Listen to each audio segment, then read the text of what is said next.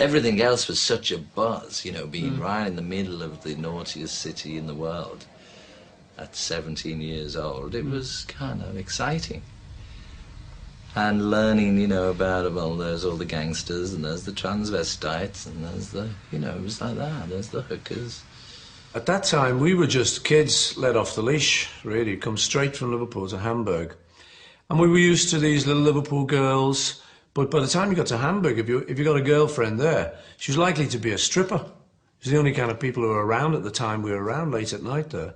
So, I mean, for someone who'd not really had much sex in their lives before, which none of us really had, to be suddenly involved with a sort of hardcore striptease artist who obviously knew a thing or two about sex, was quite an eye-opener.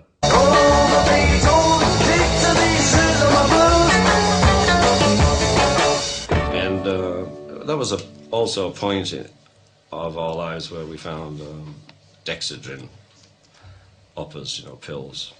And that's the only way we could continue, was to be, you know, Preludin, they were called, and you could buy them off of the counter, so we never thought we were doing anything, but you'd get really wired, you know, and you'd go on for days.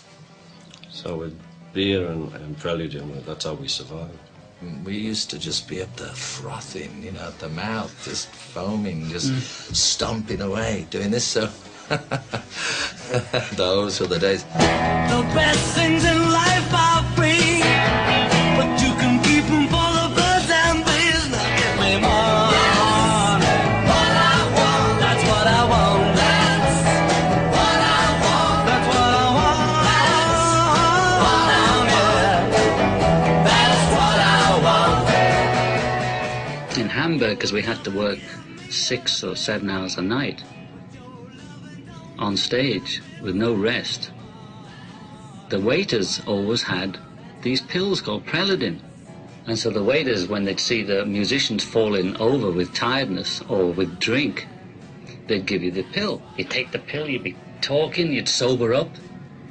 You know, you could work almost endlessly until the pill wore off, then you'd have to have another. I think that's where we found our style, we developed our style, because of this fellow there, he used to say, you know, you've got to make a show for the people. And he used to come up every night shouting, Mac Show. So we used to Mac Show, and John used to dance around like a gorilla, and we'd all, you know, knock our heads together and things like that. By the time we all met up in Germany, they were playing one club, we were playing another. They were just great by then. And I used to like, because we used to do long hours, we used to do 12 hours at a weekend between two bands when we ended up on the same club. And so if they had the last set, I'd sort of be semi-drunk and demanding they play slow songs. And he'd come to our club real late at night, and he used to like the sort of blues feel of the late night sessions when there was hardly anybody there, and we were getting down. I could see what he liked about it. You know, we were playing stuff a bit more for ourselves by that time of night, particularly because there was no one in. And this was all sort of bluesy. This was like B-sides and lesser-known tracks. So the thing we used to do, that his particular favourite, he always used to request it, was 3:30 blues.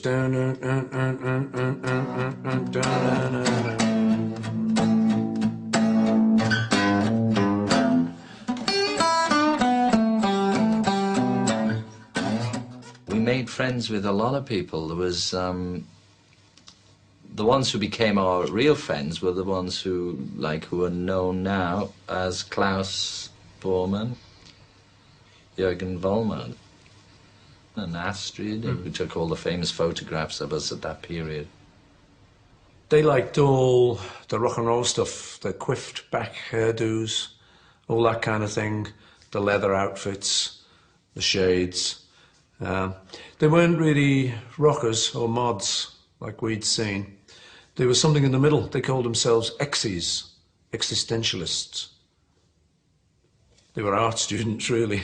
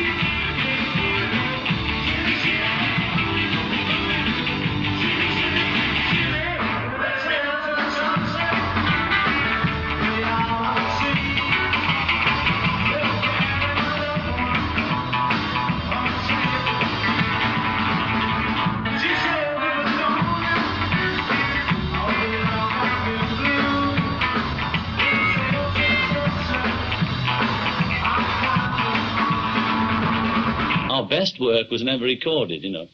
We were performers in Liverpool, Hamburg, and around the dance halls, you know, and what we generated was fantastic.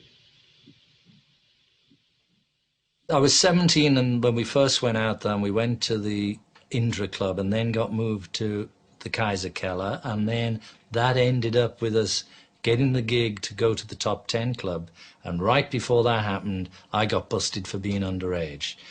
Now, they had this kind of situation in Germany, which I'd never come across before, which was a curfew, and after 10 o'clock at night, anybody who was under 18 had to get out.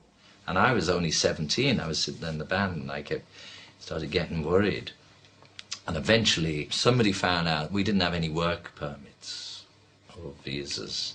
So they started closing in on us, and the police came one day, and then they just booted me out.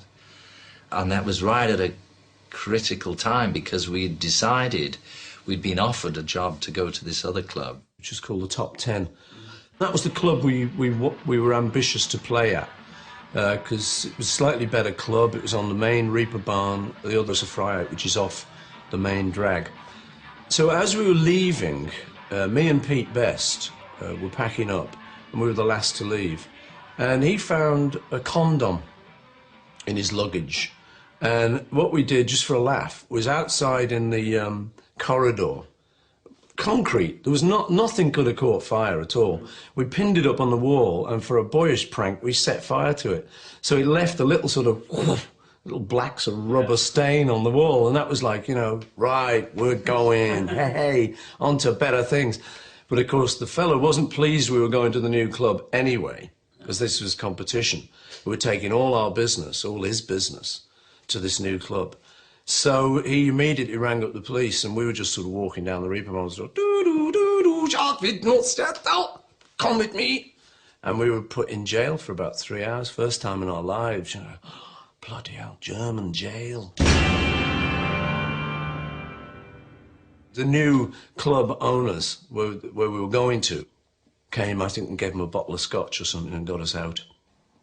Well, Paul and Pete got, deported and by the police for burning the condom on the wall. And so they were back before me, and John got back about 2 days later. I was really happy, thinking, oh, great. And then that's where the support of nature, you see. And Stuart just stayed there because he decided to get Verheiratet with Astrid. So the second time we went back, when I was 18, that's when we were backing up Tony Sheridan. And at that point, this fella came into the club who was, they said, oh, he's this famous record producer and musician. He was called Bert Kempfert. And his claim to fame was he had a #1 hit in America. Not only was he a record producer, but he had a hit in America called Wonderland by Night. It was kind of turned out to be a trumpet sort of solo. But he came in the club, and remember, this buzz went around, we've got to be good, play really good, we may get a chance to record, which we did. I think he came back 2 times, and then he said, oh, I want you to come in the studio with Sheridan and record, and we got all pleased with ourselves. And then we got to the studio, and he just wanted us to, like, back up Sheridan. I remember feeling a little depressed, but we did nevertheless get to do that, My Bonnie.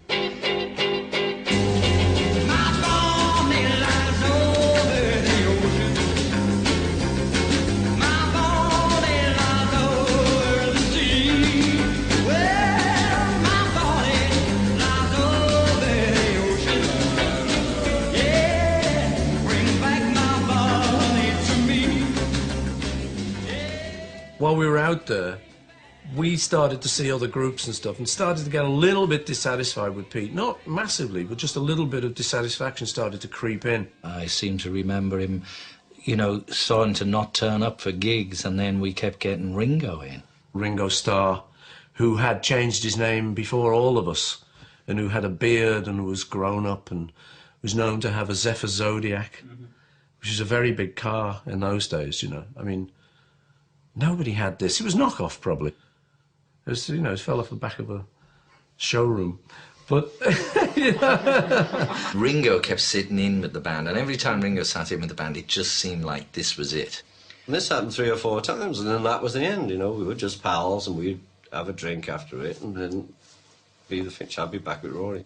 And around about this time, Stuart and I got a little bit fraught too. See, because I claim that what I was trying to do was make sure we were musically very good. But this did create a couple of rifts, and I can see now how I could have been more sensitive to it. But who's sensitive at that age? Certainly not me. Well, when we first met him, he couldn't play at all. When he first got a bass. And he learned a few tunes. Occasionally it was a bit embarrassing. He didn't, you know, if he had a lot of changes to it, he was... But he knew that too. That's why, you know, he was never really that at ease being in the band, and that's why he left when we finished the gig in Hamburg. He decided to go back to art college. At that point, Paul was still playing a guitar, and I remember saying, well, one of us is going to be the bass player. I remember saying, and it's not me, I'm not doing it. And John said, I'm not doing it either. He went for it. You tell lies thinking I can't see. You can't cry cause you're laughing at me. I'm down. And he became the bass player from that point on. So then we were a 4-piece band. How can you laugh when you know I'm down? How can you laugh when you know I'm down? And then we went back to Liverpool and got quite a few bookings. You know, they all thought we were German. You know, we had builders from Hamburg, and they all said, you speak good English, you know, things like that. So we went back to Germany, and we had a bit more money the second time. So we bought leather pants, and we looked like 4 Gene Vincents, only a bit younger, I think. Anyway, we got back to Liverpool, and all the groups there were doing this sort of shadows type of stuff.